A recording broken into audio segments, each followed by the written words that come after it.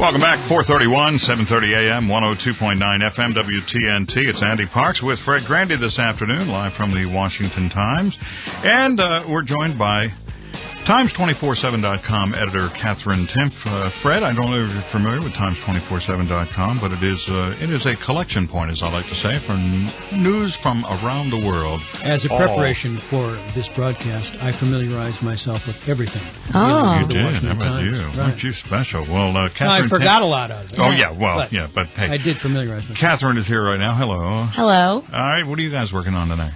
Nancy Pelosi said at a gathering of the Women's Political Committee that she swears that Susan B. Anthony spoke to her in the White House. You know, I heard this. She claimed that there were like 4 people in the chair with her. Susan B. Anthony, Elizabeth Cady Stanton, and Alice Paul spoke to her, and she heard them. She felt a crowding in her seat.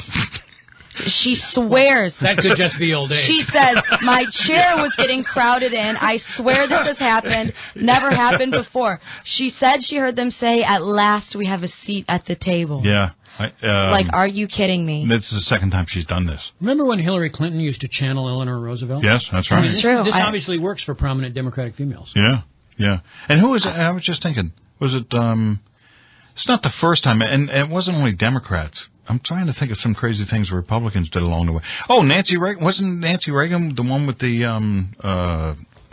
what, does she have a numerologist? Or yeah, no, an astrologer. Like that. That's it. That's right. it. Well, that's different. But that is a little different. That's a little different. This is silly. Yeah. I don't know. I mean, during she's speaking at an event, and she's saying, you know, you guys, I swear. And just think, she was Speaker of the House at one point. Fred, did you ever have any dealings with her? Of course. We used to be on the ethics committee together. She was on the ethics committee? Yeah, she was on the ethics committee. Was she as wacky then? Well, she was much quieter then. This is before she actually aspired to power. But she was always regarded somewhat askance by people on both sides of the aisle because it was like, don't mess with Nancy. Really? She doesn't sound like she's terribly smart. Well, all that stuff with Newt Gingrich, remember when Newt was running? She said she had some information about him. I know. Well, yeah, Fred knew all about that. Fred came out in support of Newt Gingrich. But here's another example of somebody who can kind of get away with these kinds of things. Yeah. Well, in this case, it's not as pernicious as Harry Reid, but it just passes into the ether, and people say, you know, that's not crazy, whereas whatever Sarah Palin says or Michelle Bachmann, right. It's crazy. Yeah, right. That's true. Yeah. All right, what else you have? Speaking of Michelle Bachmann, she, Newt, and Herman Cain have all been informed they will not be speaking at the convention. Yeah.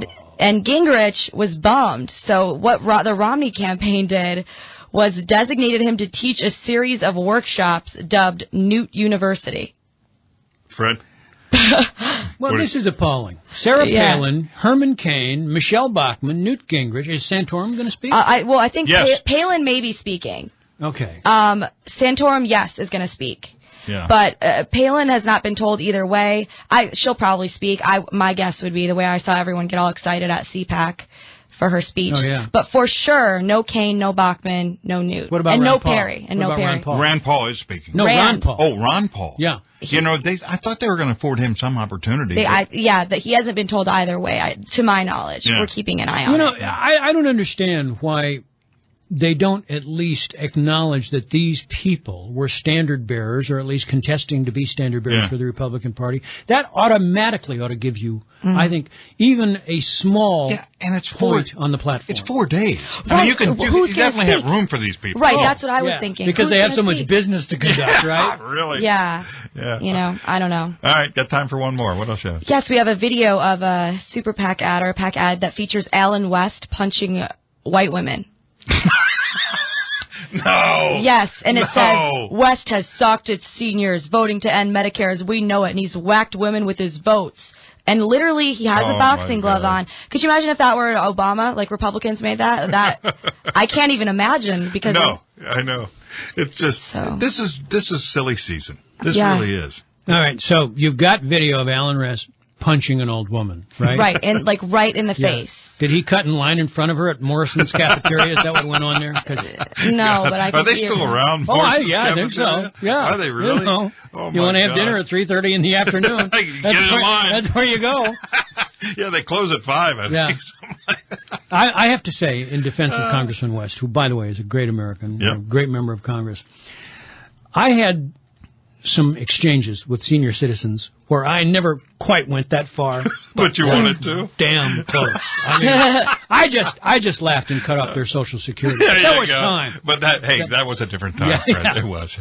All right, Catherine, thank you much. We'll talk tomorrow. See you. Catherine Timpf from Times247.com. It's 4:36. Ed Kelly, the editor of the Washington Times, will be along here in just a minute.